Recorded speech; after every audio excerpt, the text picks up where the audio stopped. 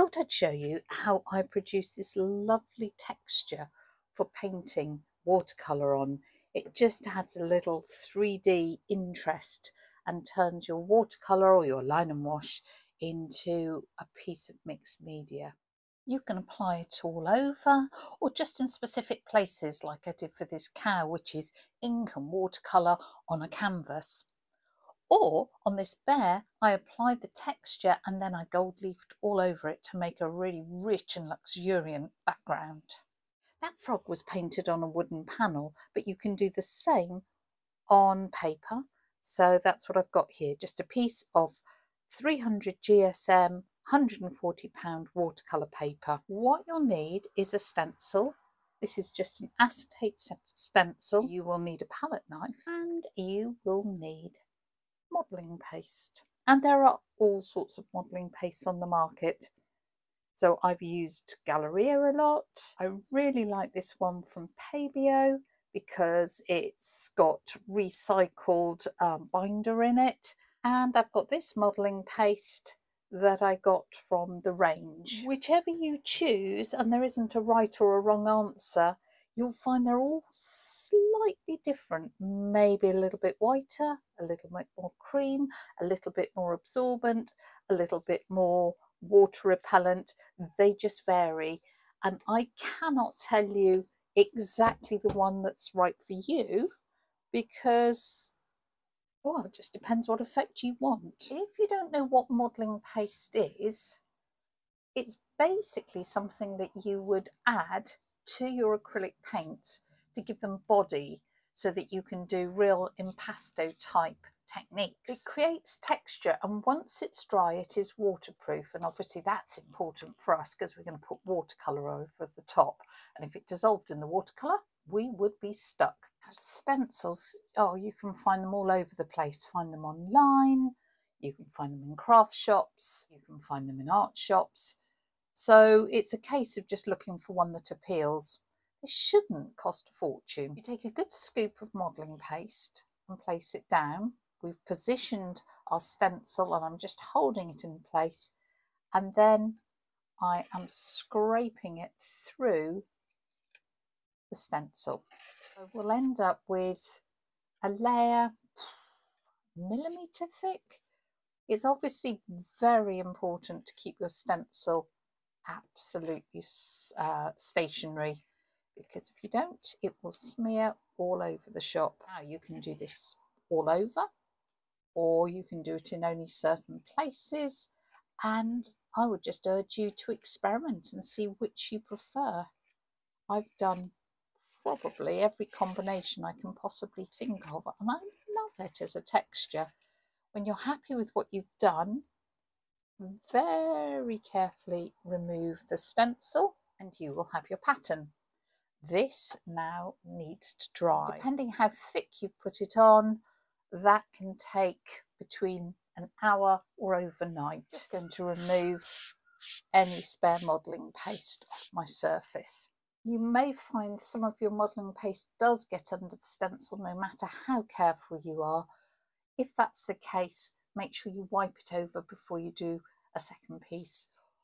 If you're doing a very large piece, of course, you're going to have to line it up and move it around. If you're doing a large piece, it will add quite a bit of weight to the paper, so I would suggest using a minimum of 300 GSM. I wouldn't try this on a lighter weight paper. Modelling paste should remain flexible, and if you're doing this on paper that will be important. If you're doing it on a rigid support that won't matter. If I wanted to do this on canvas or wood, I would prepare the surface first with watercolour ground. If you don't know what that is, it is a bit like an absorbent gesso. It prepares pretty much any surface to be painted with watercolour. I'll put a link to a film that you might enjoy that'll tell you more about that if you've not come across it. Again, when you're happy with what you've done, gently lift and remove the stencil. This stencil now needs a good wash, as does my palette knife. We'll come back when this is dry and I'll show you what I do next. You can see that the modelling paste has dried overnight, and you can see that it's flexible on the paper. It's not cracking. I mean, I wouldn't fold the paper, but it's not cracking or peeling off. So it gives this really interesting texture to work on. What I plan to do is pretty much this toucan. I went to Costa Rica earlier this year, which was amazingly wonderful. And I did a few, well, quite a lot of sketches while I was there. I've got a whole thing about this travel sketching. Anyway, I thought I would do this toucan and possibly a tree frog as well on the other piece.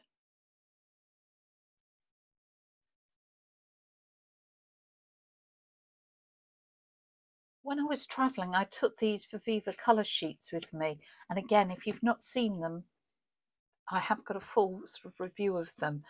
So they are watercolours in these little books, and you can just pick up the colour with your wet brush and paint with them. They are amazingly vivid, as you can see by these colours.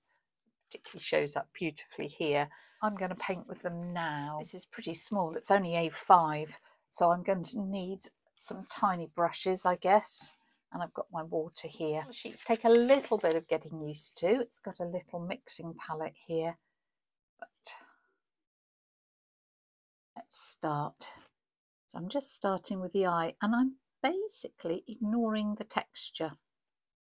My sketch was a line and wash sketch, and I think, all being well, I will probably do this in watercolour, pure watercolour. Just look at the colour, isn't it gorgeous? You can see how it pulls round the texture that we've created. So I'm doing this gorgeous beak and just dropping in colours to let them mix on the surface despite the texture.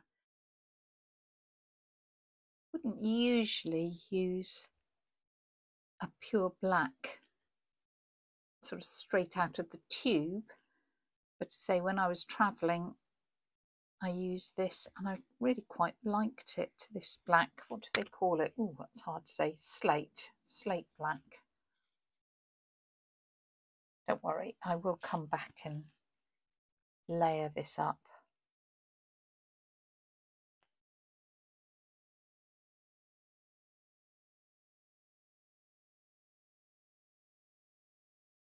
I'll wait for this to dry before putting the sort of texture on its beak.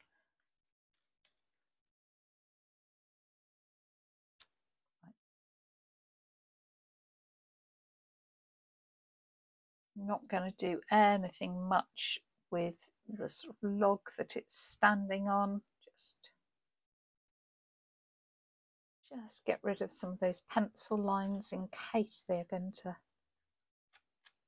be tricky to get rid of later on. The pencil is rubbing out from the paper element, but not so well from the modelling paste. That's my observation.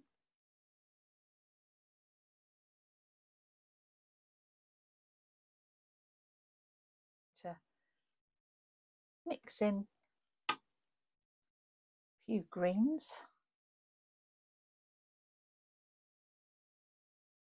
So what you can do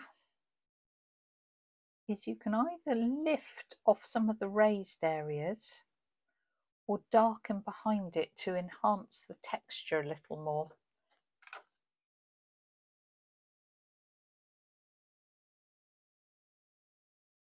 It's quite fun.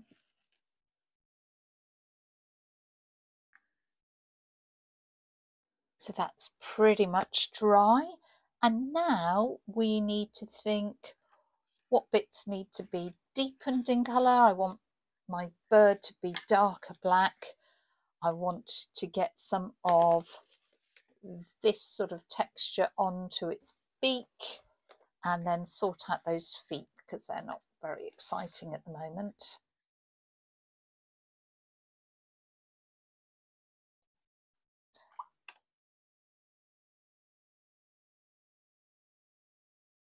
Using a little damp flat brush and just lifting some paint in a few places to sort of create the idea of dappled light on this bird as it's in the forest.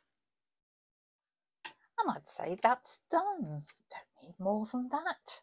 When we were in Costa Rica, I was really desperate to see the red-eyed tree frog, and I did manage to find one. So these were my little sketches. Friends of ours went to Costa Rica in 2012, and he is a superb photographer. Thank you, Andrew. He's lent me a photo book that he printed out after this, and I'm going to use his photograph of the red-eyed tree frog as my inspiration, because his photos are infinitely better than mine. I'm going to do this as a line and wash. For a bit of fun, I'm going to paint it first and then put the line on top afterwards. So again, I'm going to use my Viviva colours. So grabbing a light green, making sure I leave that sort of, well, it's eyelid or membrane round the eye, so it's really googly. Then we come down under its mouth.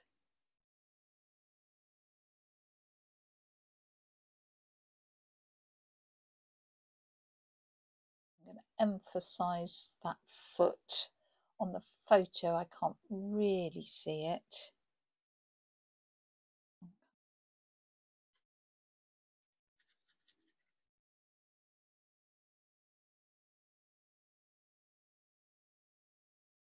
You can just see how this is all separating out so nicely.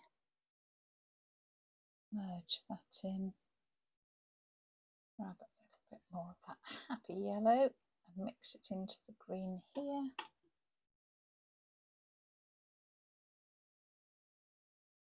My little frog is all nicely dry. Just check with the back of your hand and make sure it doesn't feel cool. I've grabbed a fine liner.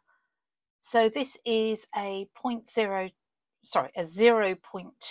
You're looking for something that is waterproof in case you want to put any more paint on top, and obviously is fade proof. I want to do some really nice flowing lines to give this frog lots and lots of energy. So I'm going to start with this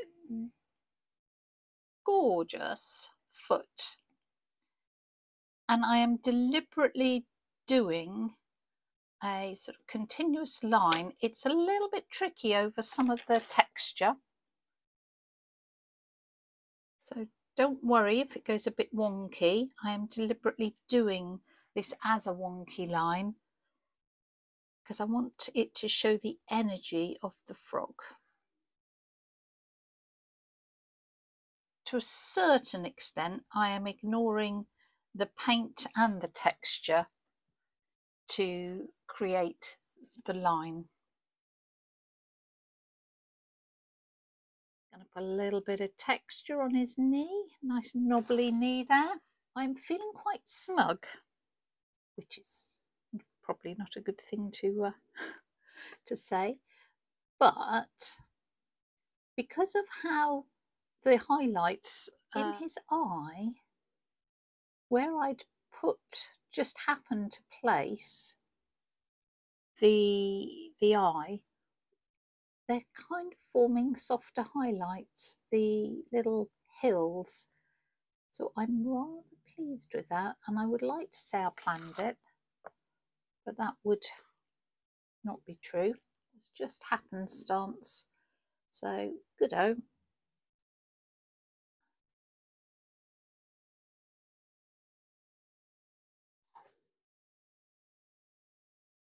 Feel the pen slightly digging in to the modelling paste, so there's some give in there.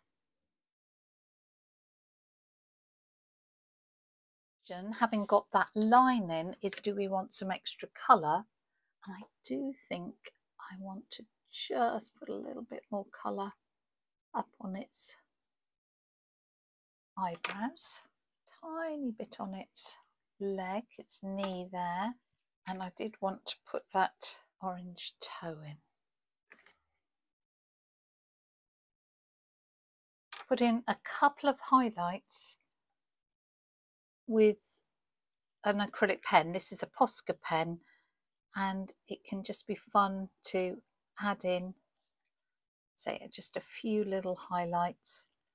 I only need a couple because I've managed to keep most of the ones I want. If you haven't got an acrylic pen, of course you could use a little bit of gouache, a jelly roll pen, some white ink, you know, whatever you've got.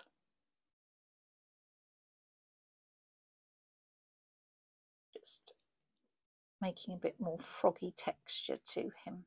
So the final thing I'm doing is just a little bit more line there, and there's my little tree frog in all his glory.